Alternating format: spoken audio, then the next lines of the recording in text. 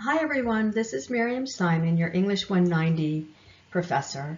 I am making this video so that we can kind of talk through how to analyze a short story focusing on literary elements. I'm hoping that before you watch this video, you've read the documents in the short story folder that I posted on Blackboard, and you've looked at some of those documents that talk about working with literature. I'm also hoping that you watched the YouTube video that I posted of a narrator reading the story and that maybe you read along with the narrator.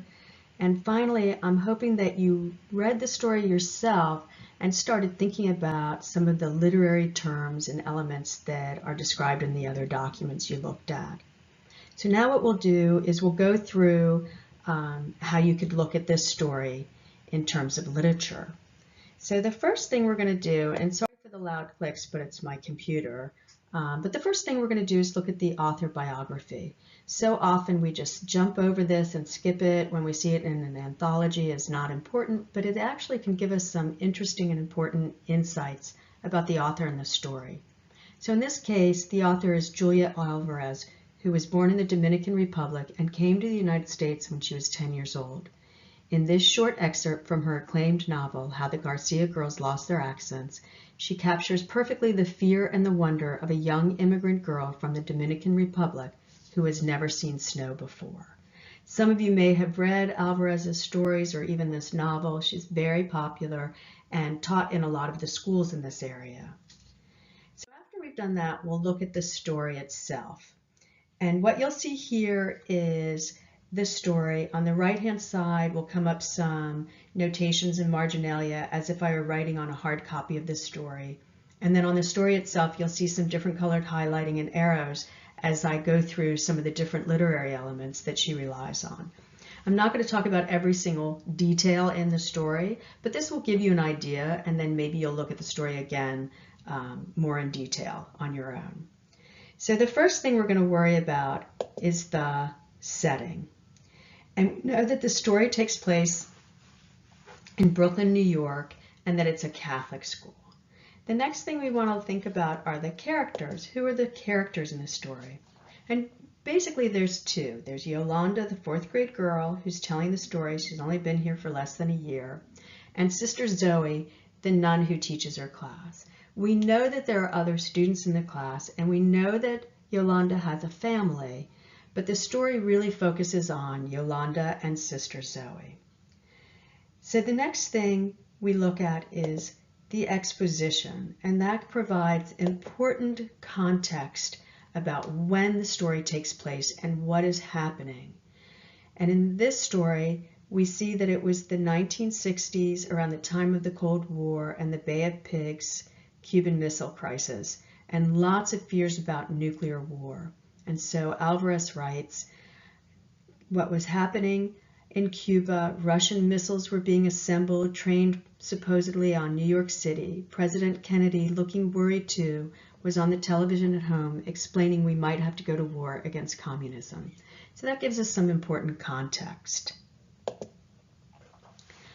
So now that we know where the story takes place and who's in the story and what the exposition is, we want to take a look at the point of view. And that's who tells the story. So by looking at the pronouns, she starts with the word our and we see I and me and my.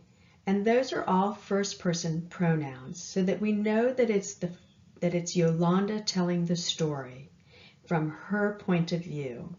And Yolanda is a fourth grader, so it's something that we need to keep in mind is that this story is being told by a fourth grade girl.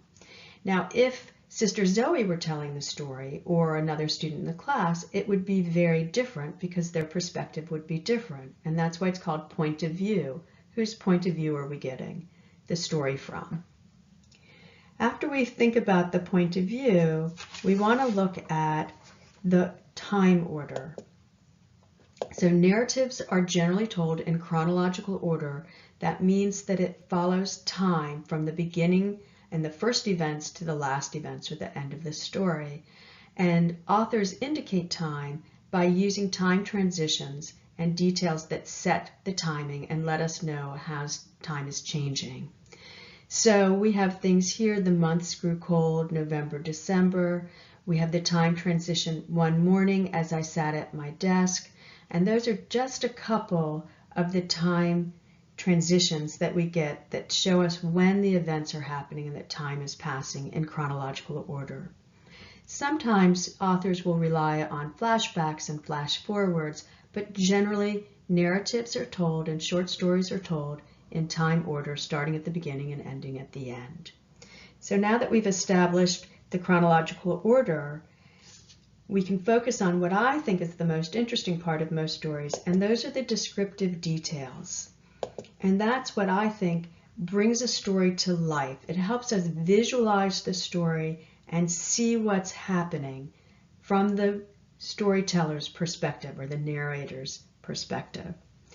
And in my opinion, it's the difference between a good story and a not so good story, are the kinds of details and the creativity that comes through in the details. So just to focus on a few in this story, we have hefty women in long black gowns and bonnets to describe the nuns. We have Zoe explained to a wide-eyed classroom. And then very dramatically and clearly from the perspective of a fourth grade girl who's very imaginative, we get the intense and dramatic details of the air raids. We had air raid drills, an ominous bell would go off and we'd file into the hall, fall to the floor, cover our heads with our coats, and imagine our hair falling out, the bones in our arms going soft. That's pretty dramatic. And clearly coming from the perspective of a fourth grader. In other words, if Sister Zoe were talking about it, she would describe it a bit differently. And we have how Sister Zoe explained how nuclear war would happen. She drew a picture of a mushroom on the blackboard and dotted a flurry of chalk marks for the dusty fallout that would kill us all. And then we get some less scary details, such as the morning frosty when I followed my breath. And the story's full of great little details like this, including one in the same paragraph where Sister Zoe jerked around. She didn't turn around, she jerked around, and that little detail gives us a lot of important information. Another thing that I found interesting in this story was Yolanda, as a new immigrant learning English, was learning new vocabulary, such as laundromat and cornflakes and subway and snow. At the same time, everybody is learning new words such as nuclear bomb and radioactive fallout and bomb shelter, some somewhat less mundane words than cornflakes. After looking at that, you can also pay attention to figurative language, the similes and the metaphors. So we get the nuns were like dolls in mourning, or the metaphor, Holocaust was in the air, white crystals that fell out of the American skies. There's a lot of figurative language to look at in this story, and I hope that you'll spend a little bit of time looking at that.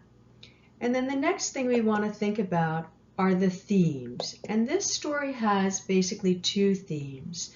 The first one is implied. It's not really stated, but it's being an outsider. Yolanda's the only immigrant in her school or in her class, and she's new to the country and she doesn't really feel like she belongs yet, and she's confused by a lot of what she sees and hears.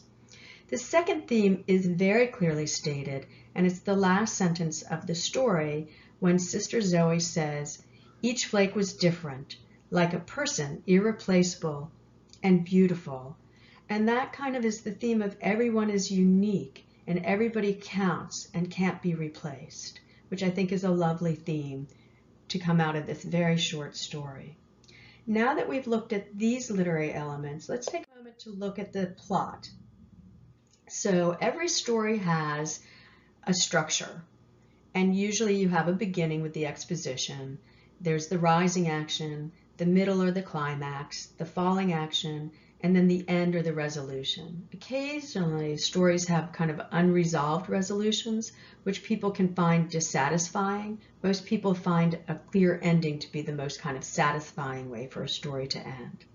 We've already talked about the exposition of her being new, and it's the 1960s and nuclear war. So let's focus on the rising action, which is Yolanda learning English, talk of nuclear war, President Kennedy and people feeling tense and worried. The climax is when Yolanda yells bomb and everybody is scared and terrified. The falling action is when Sister Zoe realizes it's snow and she calms everyone down. And then finally the resolution is Sister Zoe pointing out that people are unique like snowflakes. And you can see this becoming even a humorous story that later in life Yolanda tells her friends as kind of a, haha, wasn't this funny when I was a little girl.